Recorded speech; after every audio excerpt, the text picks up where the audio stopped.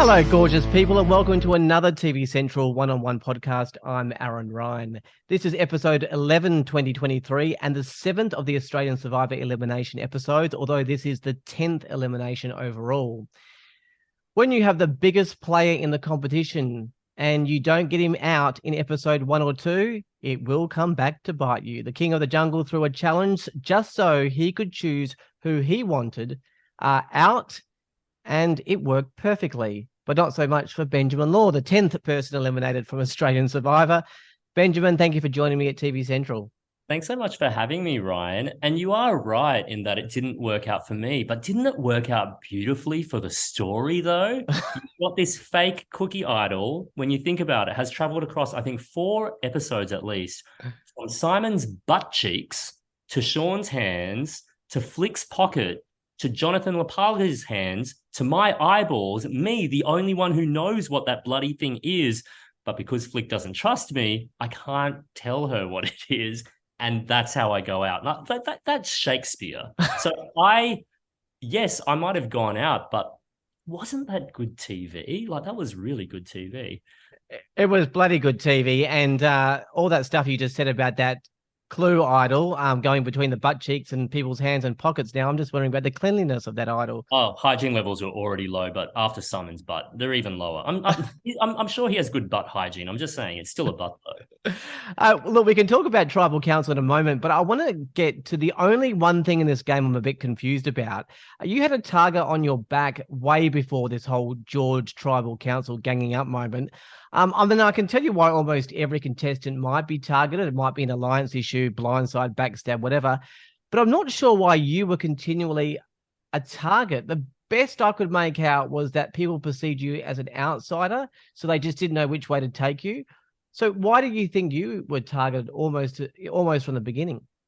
I think this is the most fascinating conversation because I think about it a lot now. I even talk about it with the others now that the game is over. And I knew I was at the bottom, but I didn't know that I was suspected as sus so early on. And same with you. I, throughout that first phase of the game, was so loyal, so haplessly and probably naively loyal to the heroes. And that's the exact point. They immediately start distrusting me. And I do wonder whether it's actually what you're talking about, because as an outsider, I'm gay, I'm Asian, I'm a smaller guy on the tribe, especially compared to the meat tray. I'm conspicuously different. And I wonder if 2 things are happening simultaneously. One, they're seeing that difference. They're not sure how to feel about it. And when you're in an unfamiliar and dangerous environment like Survivor, you flock to familiarity. And I wonder if the other thing happening for me is I'm so aware that I'm different that I'm scrambling and trying to compensate in every way that I can. So one, constantly putting on the rice, constantly putting on the beans, constantly filling up everyone's water, trying to not be a liability, working really hard at the puzzle challenges. And I wonder if they saw that and they're like, why is he so freaked out? Or why is he so going out of his way to be friendly? I wonder if that just kept a cycle going on where they just thought by the end, look, he's not us, and let's get him out at the next opportunity. I mean, in the show, you see that I'm making a fake immunity necklace, and the narrative there is, oh, what's he doing there? We can't trust him. And I do know, when I've talked to Nina since, for instance, she was just like, dude, you seem too smart out there, and it freaked us out. And I'm like, oh, I'll take the compliment, because out there I felt basic as hell. I didn't really know what to do. And that fake idol necklace that I was making, it wasn't just me. It was Shani who was braiding the necklace because she's an amazing braider. It was Paige who supplied the skull. And then we all kind of contributed and decided, yeah, we'll use it as a weapon on Tribe Swap. So I thought, great, this is a good team bonding exercise. But as you can tell in the show, it's doing exactly the opposite. Yeah. Look, I just wonder, though, just going back to that topic, if the issue was that you're an outsider, I mean, to me, that seems so sad. You're not like everyone else. So rather than get to know you, be inclusive, let's just get rid of him. I mean, that's disappointing. It just seems in an era that we seem to have now of inclusivity and diversity and all that sort of stuff, that we've still got this outsider mentality. And you know, if we don't know this guy, let's get rid of him. That's a bit sad.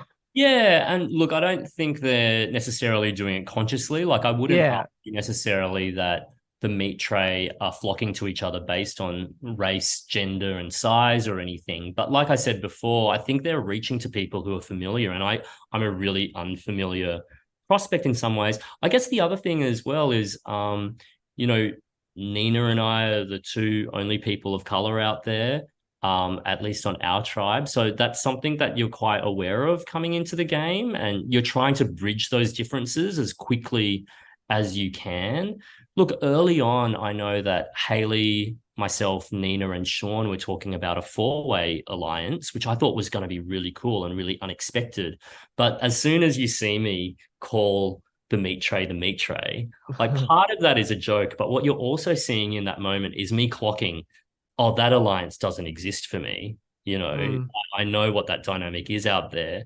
And it's me also trying to draw other people's attention to it as well, which is like, hey, we all see what's happening, right? Are we going to do something about that? That created more conversations that don't necessarily translate to screen. But yeah, it's a hard wall of protein to penetrate. Well, that sounds really sexual, and I didn't mean it to, but most of the stuff that comes out of my mouth, including meat tray, ends up that way. Don't worry, JLP's the same with his commentary. I know. He's like a British sitcom, isn't he? He is. Look, in the end, I know that you're a scapegoat. But what do you think of anyone using a strategy to throw a challenge so that they can make their own decision on who will go home? I mean, that's a big move by George. Yeah, and if you saw how it played out in real time, you would have seen me really lose my cool at Stevie and George and Shawnee, even though I all like them out of the game.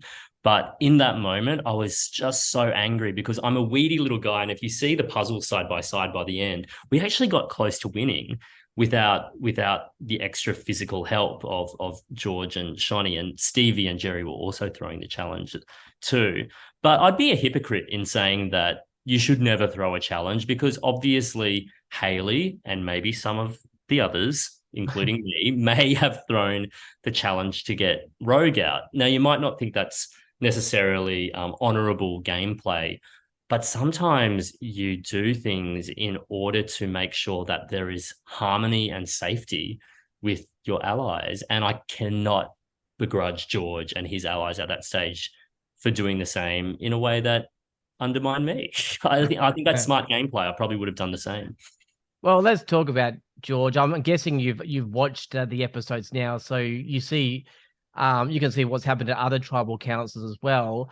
I know it's hard to say because you were one of George's victims, but do you have any respect for his play and strategy? I mean, he basically has total control of the entire game. It really is incredible, and he's very arrogant or confident about it, whichever way you want to put it.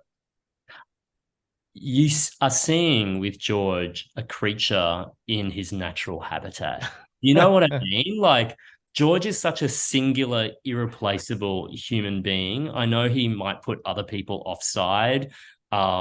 Maybe there are plenty of people out there who might not even like his style of gameplay, but you have to respect it because he is playing this game, and this season in particular, so well. We all know that he came runner-up in Brains versus Brawns, but you would be a fool not to be putting some money on him for this season because he's upped his game in so many different ways. He might not be as good as puzzles as he thinks he is, but he's very, very good at the strategy. And now that I'm able to see him in tribal council, especially with the villains tribal councils, which we weren't privy to at all, we just heard the legend, the myth of the crazy 7-hour tribal that had happened. We just weren't aware because we're so dense that that was so brutal, and that was all George's work. So by the time tribe swap happens, the heroes are just painfully, naively, completely just blinkered when it comes to how brutal and brilliant George can be and is. Let's get to this fake immunity idol. I've only got really one question, and if it's a dumb question, I'm going to edit this out of this podcast because I don't get it. So Simon's put his hand in the cookie jar, has pulled this thing out, and in now we know it's supposed to be a clue. I don't get how was he supposed to know that it's a clue? It's got nothing written on it saying, "Hey, you found this now. Go and look under a tree, and you'll find the real one." How do you actually? How was he supposed to know that it was a fake, or if it was a clue, what was the clue? How was it? I don't get it. The answer to that question is really simple. He wouldn't have known. And I barely knew either. I think a lot of it's luck because when I watched Simon pull the cookie idol out of the cookie jar, this fake idol, which is actually a clue, I'm like, there, but for the grace of God go I. And when I found mine in the rice canister, all I knew was that it meant something. And it wasn't until I started kind of trying to work it out with myself because, I can't even bounce ideas off other people by this stage. I'm like, okay, is it an idol? I don't think it is. And by this stage, I think I just assume that the whole show is against me because everyone else is against me at this stage. I'm like, I think it might be a trick. And if it's not a trick, look, it's probably an advantage. I don't think it's an idol because idols are like this. I've never seen something like this before. So what is it? And so in the show, it seems that after a few false starts, I find that idol. But can I just tell you, that took me so long to find. I'm just like, okay, I've got an advantage, but I'm about to go to tribal and I think I'm going to die. If it wasn't just totally scanning constantly in ways that obviously made the others suspicious, I would never have found it. So I don't think Simon's stupid at all. I just think that I got lucky and had greater paranoia because I was already paranoid by that stage. So what is, because it's been referred to now as a clue. So if you have it in your hand, what is the clue? So if you have this thing, it's got a green gem in the middle. Yeah. If you're scanning everything for this green gem, and I guess I had practice because I've played a lot of Zelda Breath in the Wild, like, where is the shiny mushroom? Where's the shiny mushroom? Eventually, you'll see a coconut with a green gem on it facing at the well. That's exactly the same icon as this fake idol. So when I saw that, finally, my God, why didn't I see it there from the start? I'm like, there's something, that's something. I don't know what it means. That's something. So I dig around like a ferret and then something reveals itself. I'm only going by the preview of the next episode, like what we see of that. It looks like they're going to gang up on Simon because of that, because it was all fake in the end. It just, even from this conversation, it seems like poor guy, though. He genuinely thought it was an idol. I don't think he was misleading anyone. He genuinely thought he had that. So interesting. Look, we've seen 11 hours of television at this point, but 528 hours have passed in reality on the show. That's a lot of unseen stuff.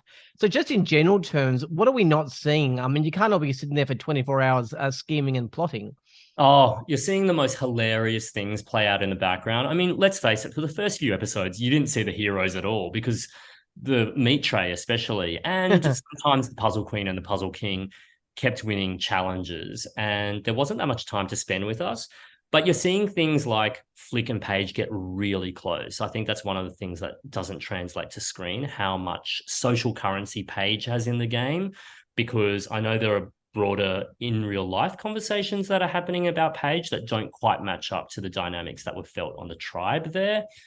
The other things that you're seeing are like crabs just constantly crawling over our face in the middle of the night. Like, it was like a scene out of Alien, face huggers just crawling us. For the first few nights, we didn't know what they were. You're not seeing also how intense the environment of Samoa can be because it is such a beautiful nation of islands. But it's also really wet at key times. And when we first got in there, even though the heroes won all the shelter materials, it was not watertight. And by day 6, like, my flesh was literally rotting off my body in some places because you could not get dry. So, yeah, you don't see the rot and you don't smell the rot either. Well, thank you so much for the promo. We've got Benjamin Law gets crabs on Australian Survivor. Beautiful. Benjamin Law rots on an island and gets crabs. Oh, yeah, it's lovely. quite a picture, isn't it? We're right at the end, but just quickly, because you are an accomplished author and actor as well. Have you got anything happening in the creative space at the moment? Yeah, every week I've got a pop culture podcast and radio show on the ABC called Stop Everything. And we do that every week. But the thing that I've been working on that I'm really proud of that's about to come out is a show called Wellmania. It's going to be on Netflix Netflix. globally. It's Yeah. out on March 29 and it stars Australia's favorite, Celeste Barber, who, of course, is Instagram's favorite, has more followers than bloody Gwyneth Paltrow. But what a lot of people, I don't think, realize is what an incredible actor she is. And you'll get to see that now. Anyone who loves Celeste is going to love Wellmania. Beautiful. Look, I don't think there was much else you could do in the show. You're just another victim in George's game. Unbelievable. Great television, though. Thank you for joining me. Thanks so much for having me. Thanks, Aaron. Benjamin Law, 10th eliminated from Australian Survivor. Australian Survivor, 7:30 Sunday, Monday and Tuesdays on 10 and 10 Play. TV Central will be talking to almost every eliminated contestant. There will be a podcast available around lunchtime the day after an elimination. That's all for this podcast. For all the latest news, podcasts, streaming info and guides and ratings, head to tvcentral.com.au. Until next time, I'm Aaron Ryan. Thanks to Benjamin Law. Bye for now.